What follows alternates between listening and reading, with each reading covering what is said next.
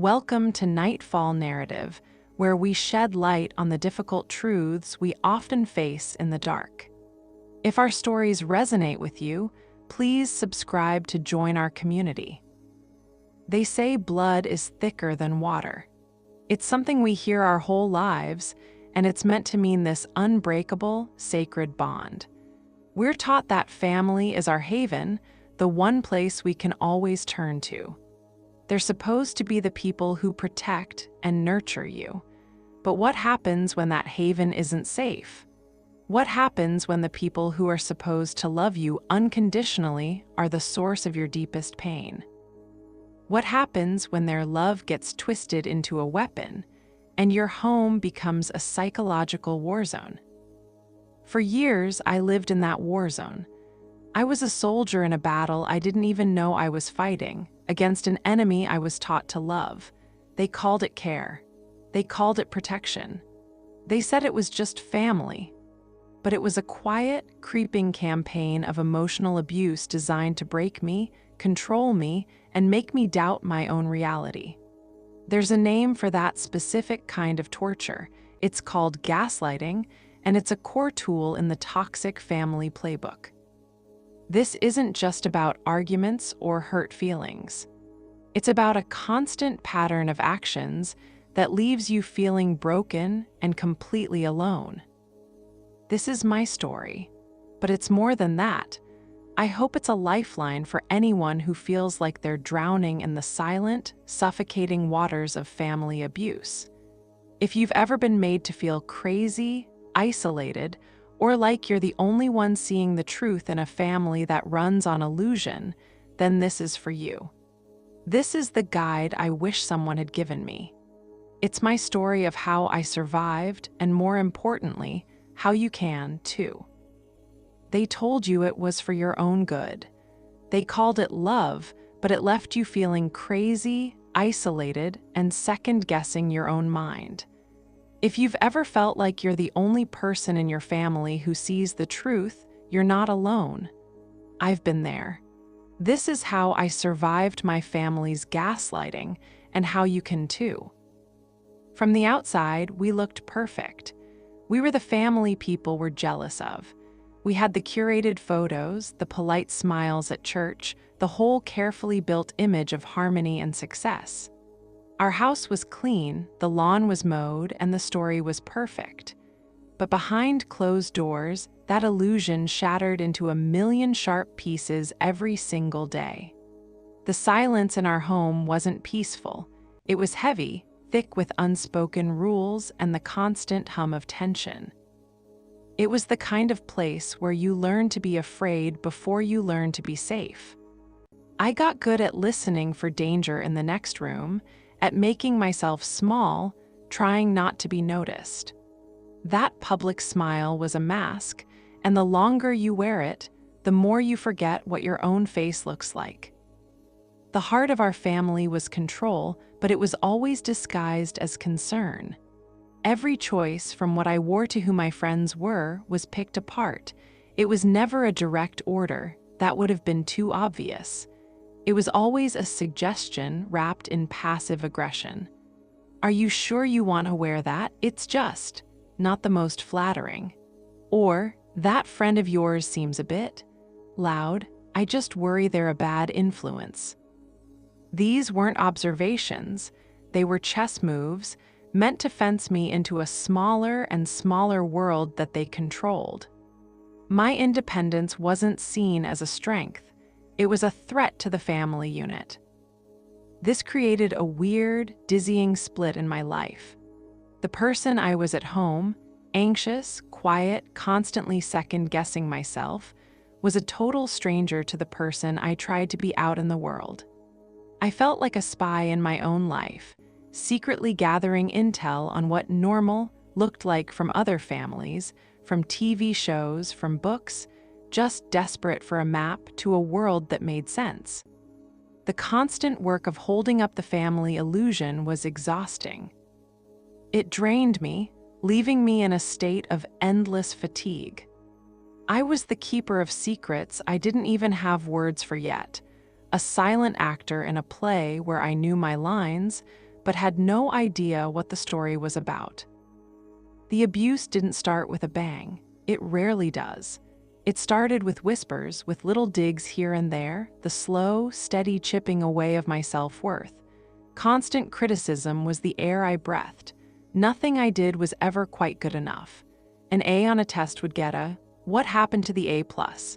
An accomplishment would get a faint smile and a quick change of subject to something my sibling did better. This is how emotional abuse works in a family. It often hides behind high expectations. They weren't being cruel, you see. They were just pushing me to be my best. But the real message was loud and clear. My best would never be enough. They were always pointing out my faults and ignoring my successes. Guilt was how we paid for things in our emotional economy. It was used to control, to punish, and to make sure I complied.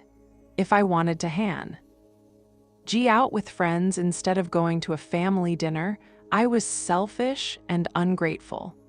If I had a different opinion, I was disrespectful and hurting their feelings. The message was relentless. My needs came second to their feelings, and trying to put myself first was a moral failure. It's a classic manipulation tactic, a kind of emotional blackmail to keep you in line. One of the most damaging patterns was something I now know is called parentification. I was made to feel responsible for my parents' emotional state. Their moods set the tone for the entire house. If they were upset, it was my job to fix it, to soothe them, to be their little confidant and support system. I became a tiny adult, carrying the weight of their anxieties, their marriage problems, their frustrations. I was their therapist, their marriage counselor, their crisis manager. This role reversal is a deep form of emotional neglect. It steals your childhood, forcing you to focus on your caregiver's needs instead of your own. You learn to bury your own feelings because they're an inconvenience to the people you're supposed to be taking care of. You basically become a ghost in your own life. As I got older and my world started to get bigger, the manipulation ramped up into a full-blown gaslighting campaign. Gaslighting is a head trip. It's a form of psychological abuse where someone makes you question your own sanity, your memory, your whole perception of reality. It's a brutal, non-stop cycle that keeps you second-guessing everything. And when it's your family doing it, it's devastatingly effective because they're the ones who built your reality to begin with. What did it look like? Constant denial of things that happened. I'd bring up something hurtful they said, and I'd get a blank stare followed by, "That never happened. You're making things up." Or, "You're remembering it wrong. You've always been so dramatic." All of a sudden, I wasn't just hurt. I was a liar. I was crazy. My own memory was labeled unreliable. This happened so often and with so much conviction that I actually started to believe it. I thought my brain was broken. They would twist my intentions into something ugly. If I tried to set a simple boundary, like asking for some privacy, I was accused of hiding something or being secretive. My desire for normal teenage independence was painted as a betrayal. They'd say, "We're just trying to be close, and you're pushing us away. Why would you want to hurt us like that?" This tactic is called deflection, and its whole point is to make you the problem. You come to them with a real need, and you leave feeling guilty and ashamed, like you're the one who did something wrong. The constant self-doubt wore me down. I started to depend on them to tell me what was real and what wasn't. I lost the ability to trust my own judgment. This is the ultimate goal of a gaslighter, to take apart your sense of self until you're completely dependent on them for how you see the world. It's control, not with fists, but with the slow, steady poisoning of your mind. A huge part of their control was isolation. They systematically cut me off from anyone who might give me a different perspective or tell me I wasn't crazy. Friendships were quietly sabotaged. "We just don't think she's a good influence," they'd say about a friend who was confident and outspoken. "His family is a little strange, don't you think?" They'd comment about a boyfriend from a warm, loving home, one that looked nothing like mine. They created this cloud of suspicion around anyone on the outside, painting the world as a dangerous place and our family as the only safe sanctuary. This isolation was often paired with financial control. As a teenager and young adult, my access to money was watched like a hawk and used as a weapon. If I did what they wanted, I was given enough for approved activities. If I pushed back or spent time with people they didn't like, the money would dry up. This wasn't just about money, it was about crushing my independence. It made it harder to have a social life, harder to build a world outside of them, and harder to even imagine a future where I wasn't financially tied to them. Financial abuse is a powerful way to keep you trapped, making the idea of leaving feel not just scary, but impossible. By the time I was in my late teens, I felt utterly alone. I truly believed that no one on the outside could understand. I'd lost touch with friends who tried to tell me something was wrong because my family had convinced me those friends were the problem. This is a critical part of the abuser's playbook. They isolate you so that they are your only source of information. You're trapped in an echo chamber they built, and their voice becomes the only one you can hear. Living in that constant state of emotional chaos, criticism, and mind games has devastating effects. This kind of long-term family betrayal is directly linked to anxiety, depression, and complex trauma. For me, it was a constant, low-level buzz of anxiety that never, ever went away.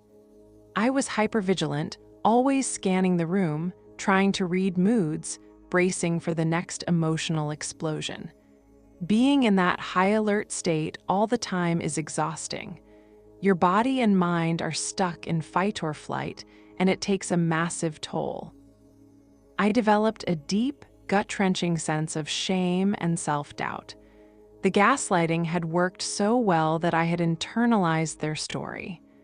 I believed I was fundamentally flawed, too sensitive, too difficult, unlovable. When the people who are supposed to love you most treat you like you're a burden, you start to believe it. It eats away at your core sense of self. Depression settled over me like a heavy blanket I couldn't throw off. I felt this profound hopelessness, this feeling that nothing would ever get better. I felt trapped, physically and psychologically.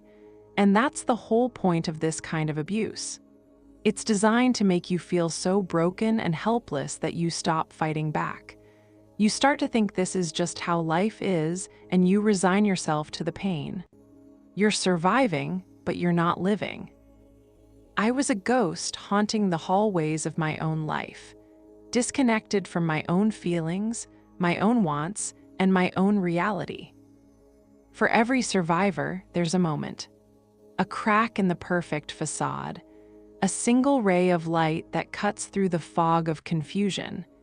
It's usually not some big, dramatic explosion, but a quiet, internal *click*. A moment that's so completely out of step with the story you've been told that the whole illusion starts to crumble. For me, that moment came from a simple, undeniable lie. It was over something tiny.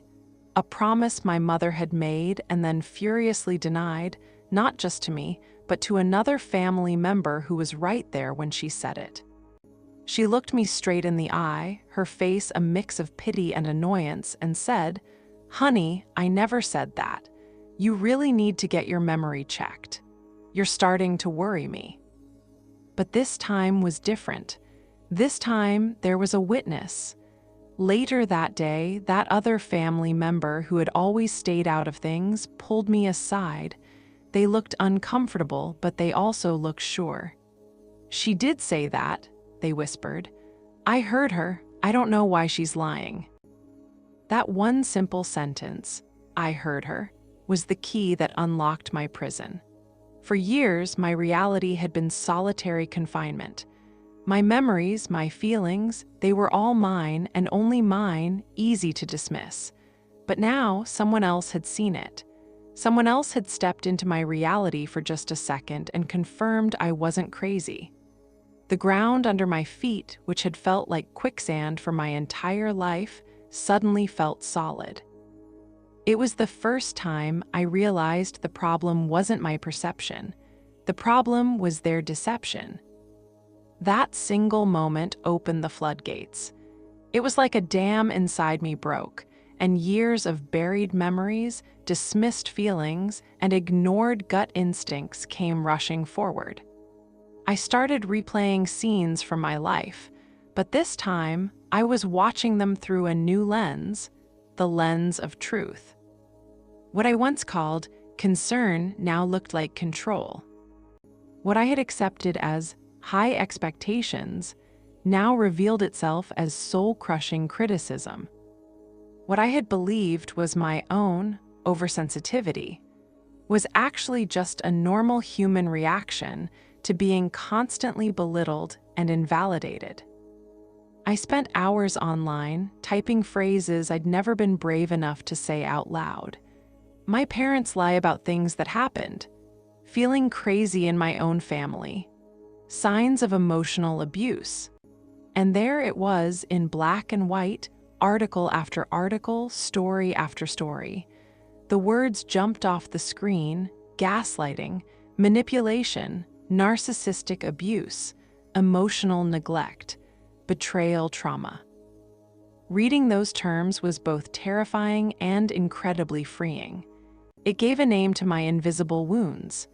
My whole life, I'd been walking through a minefield without a map. Now I had the map. I could see the patterns, the tactics, the predictable cycle of abuse. I wasn't a flawed, broken, overly dramatic person. I was a survivor of a specific, well-documented type of psychological abuse. Recognizing the toxic patterns is the first, vital step toward breaking free. It's the moment you stop blaming yourself and start seeing what's really happening. The sadness was huge, but underneath it, there was a flicker of something I hadn't felt in a long time: righteous anger. And with that anger came a surge of strength. This realization, as empowering as it was, also brought an overwhelming wave of grief. I wasn't just grieving the abuse. I was grieving the family I thought I had, and the family I deserved but was never going to get. I had to let go of the fantasy that one day they would wake up and finally see me, understand me, and love me for who I actually was. I had to accept the painful truth that the people who were supposed to be my safe harbor were, in F. Act the storm. There is a profound sadness in looking at your own parents and realizing they are incapable of giving you the love and support you need. It's a fundamental loss. You have to mourn the relationship you thought you had and the one you desperately wanted. This grieving process is a non-negotiable part of healing. You have to let go of the hope that they will change, because holding on to that hope is what keeps you chained to the cycle of abuse. It's what makes you keep forgiving the unforgivable and coming back for more pain. That turning point was the beginning of the end of my old life, but it was also the beginning of *me*. It was the moment I stopped looking to them for my reflection and started the long, hard journey of finding myself. It was the moment I chose to believe in myself over everyone who had spent a lifetime teaching me not to. Before we get into the solution and how I broke free, if this story is resonating with you, please take a moment to subscribe to Nightfall Narrative. Our goal is to create a space where these difficult stories can be told and heard, so no one has to feel alone. Surviving isn't a single event, it's a process. It's a series of choices you have to make every single day to put your own well-being ahead of the toxic demands of others. My path out wasn't a straight line. It was messy, with steps forward and steps back. But it was built on three crucial pillars: getting radically educated, building and defending life-saving boundaries, and finally, walking away to start the deep work of healing. This is the how-to part of my story, the steps I took to get my life back. My first move after that moment of clarity was to become an expert on the very tactics they used against me. It wasn't enough to just feel like things were wrong. I needed to arm myself with knowledge. This education became my shield. It let me shift from being a confused victim to an informed observer of my own life. I learned to name their weapons. This stripped them of their power because I could see them coming in real time. I learned it wasn't just lying. It's a specific tactic to make you doubt your own mind. It's the "that never happened," the "you're too sensitive," the "you're remembering it wrong." Once I could label those phrases as textbook gaslighting, I could see them for what they were: a desperate grab for control, instead of thinking there was something wrong with me. I started to see that the control over my money wasn't just a weird family quirk. It was a recognized form of abuse. I learned the signs: having my access to money restricted, being pressured into financial decisions, and having them use my name for things without my full knowledge. Seeing this listed as actual abuse was so validating. It wasn't about them being careful. It was about keeping me powerless and dependent. Protect your money, protect your mind became my new mantra. I learned the names for the quieter, but just as damaging, forms of abuse. The constant criticism that killed my self-esteem, the guilt tripping that made me feel responsible for their happiness, and the strategic use of shame to control me. And I finally had a name for the dynamic where I was their emotional support animal: parentification. Realizing these weren't personal attacks, but clinically recognized patterns, helped me stop blaming myself. It wasn't me, it was the toxic system I was in. This was maybe the most powerful tool I found. I started writing everything down. After a manipulative phone call, I'd go to a private journal and write down exactly what was said, word for word. I documented the gaslighting, date, time, and the specific lie they told. I tracked the financial control, noting when money was withheld and why. This did two things for me. First, it kept me sane. When the gaslighting started and I'd begin to doubt my own memory, I could go back to my journal and see the facts in black and white. It was proof that I wasn't crazy. It helped me fight the betrayal blindness that can happen, where your brain tries to forget the trauma just to keep the relationship going. Second, it revealed the pattern. One incident can be explained away, but a written record of dozens of incidents, that's an undeniable pattern of abuse. It turns a bunch of confusing, painful moments into a solid case file against your abuser, even if that file is only for you. This is how you start to reclaim your own story and trust yourself again. Education is the first step, but it's passive. The next step is active, building boundaries. For anyone who's survived family abuse, setting a boundary feels like declaring war. You've been trained your whole life to have no boundaries, to be totally open to your family's demands. A boundary is you standing up and saying, "This far and no further." It's terrifying, but it's essential for survival. First, I had to unlearn what my family taught me about boundaries. They'd always framed the M as selfish, hurtful, and a form of rejection. I had to learn that healthy boundaries aren't punishments, they are acts of self-respect. They aren't about controlling other people, They are about controlling your participation in unhealthy situations. A boundary isn't, you have to stop yelling at me. A boundary is, if you start yelling at me, I will end this conversation and leave. The focus shifts from trying to change them to protecting yourself. I needed a multi-layered defense system. I started building different kinds of boundaries, one piece at a time. I put my life on an information diet. I stopped sharing personal details, my finances, my love life, my career goals. This is sometimes called the gray rock method. You become as uninteresting as a gray rock. When they'd ask prying questions, I'd give vague, non-committal answers. This starves them of the emotional fuel they use to manipulate and criticize you. I just stopped giving them anything to work with. This was the hardest one. It meant learning to emotionally detach. I had to teach myself that their emotional outbursts and guilt trips were not my problem to solve. When they'd try to get a reaction out of me, I would practice observing their behavior like a scientist studying a weird insect. I'd tell myself, their reaction is their business, not mine. That emotional distance creates a buffer that protects your own inner peace. I started limiting contact. I stopped answering every call. I'd let texts sit for hours or even days. I started saying no to family events I knew would be toxic. Eventually, I moved to communicating only by email. That allowed me to respond on my own time without the pressure of a real-time ambush. This was a huge, practical step. I opened a new bank account at a completely different bank that only I had access to.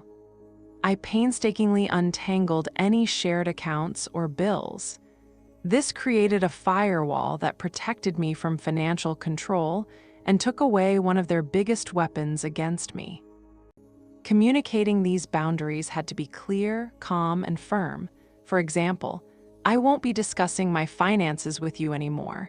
If you bring it up, I will end the conversation. The first time you do this, you have to be ready for the pushback.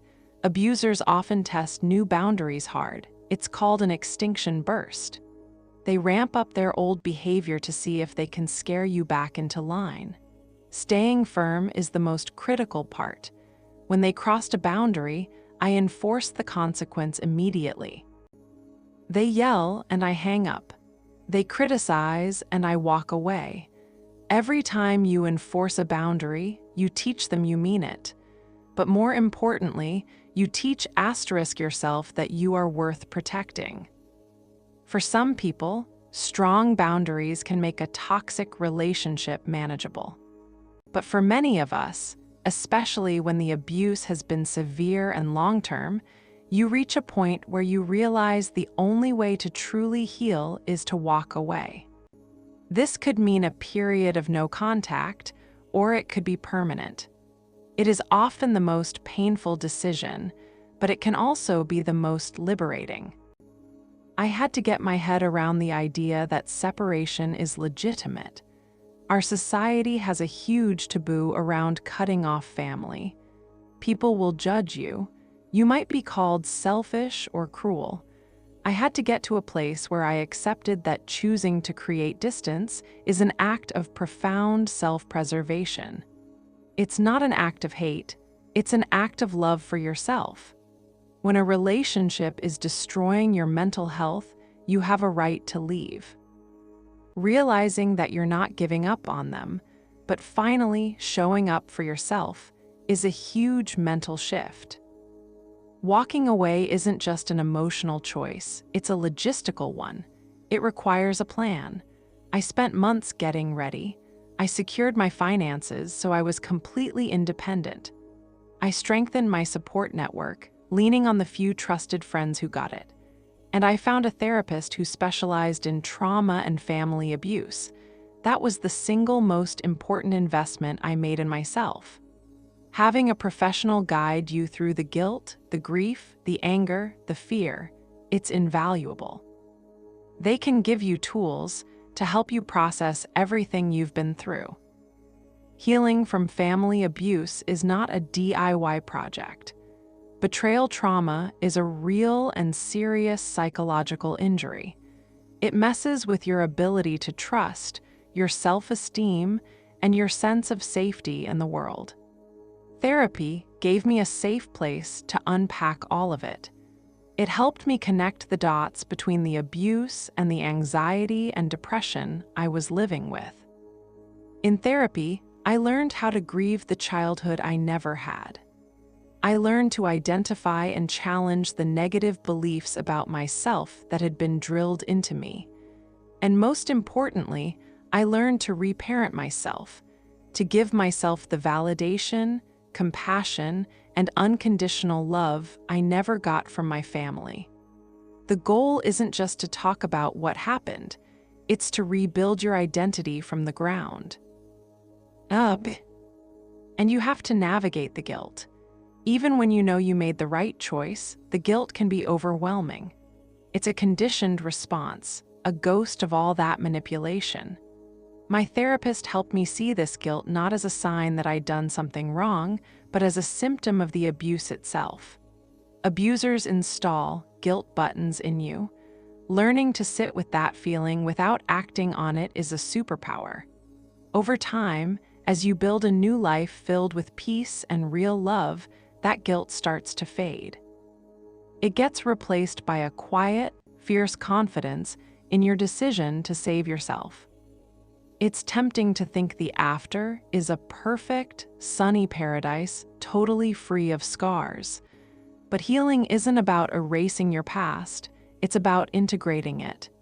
It's about learning to carry your story without letting it crush you. My life today isn't perfect, but it is peaceful. And for me, that peace is a revolutionary act.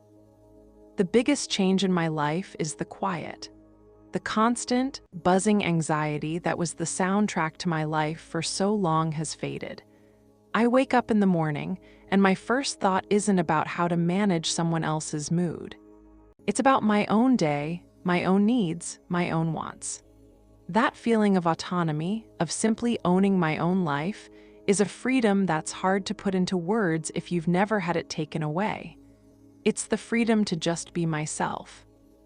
I've learned what healthy relationships feel like. I've built a chosen family, a network of friends who give and receive mutual respect, support, and real affection. In these relationships, boundaries aren't threats, they're just a normal part of being close. Disagreements get solved with conversation, not manipulation. My reality is validated, not questioned. Building these new, healthy connections has retaught me what safety and trust and love can feel like when they aren't tangled up with control. This freedom isn't a destination, it's an ongoing practice. It's about continuing to make choices every day that are good for me. It's about checking in with myself and honoring my own needs. It's about protecting my peace with a fierceness I didn't know I had. I don't look for validation from them anymore because I've finally learned how to give it to myself. The day you stop needing their approval is the day they lose their power over you forever. When you're deep in family abuse, it feels like a life sentence. The fog of gaslighting is so thick, you can't imagine ever seeing clearly again. The isolation feels total. I need you to hear me when I say this. It is not permanent. Healing is possible. Freedom is possible. I'm living proof of that. The journey isn't easy. It will ask more of you than you think you have to give. It will require the courage you don't know you have. You will have to face your deepest pain and grieve the most fundamental loss. But on the other side of that pain is a life that is truly your own. A life where you aren't just surviving, you're thriving. A life where you are the author of your own story. The scars are still there, not as a sign of damage, but as a testament to the fact that I survived. They are a map of where I've been, but they do not decide where I'm going. So, to recap the path we've walked through, the journey to survival is built on 3 pillars. First, recognize and educate asterisk. Arm yourself with knowledge. Learn what gaslighting and emotional abuse really are so you can see the patterns clearly. Second, set life-saving boundaries asterisk. Build your fortress. Start small and work your way up to the boundaries that give you the space you need to breathe. And third, walk away and heal asterisk. Permit yourself to choose distance if you need to be safe. Invest in your healing with therapy and a real support network. Remember, you are your own best advocate. No one can do this for you. I know it feels like a monumental task, but you are more than capable.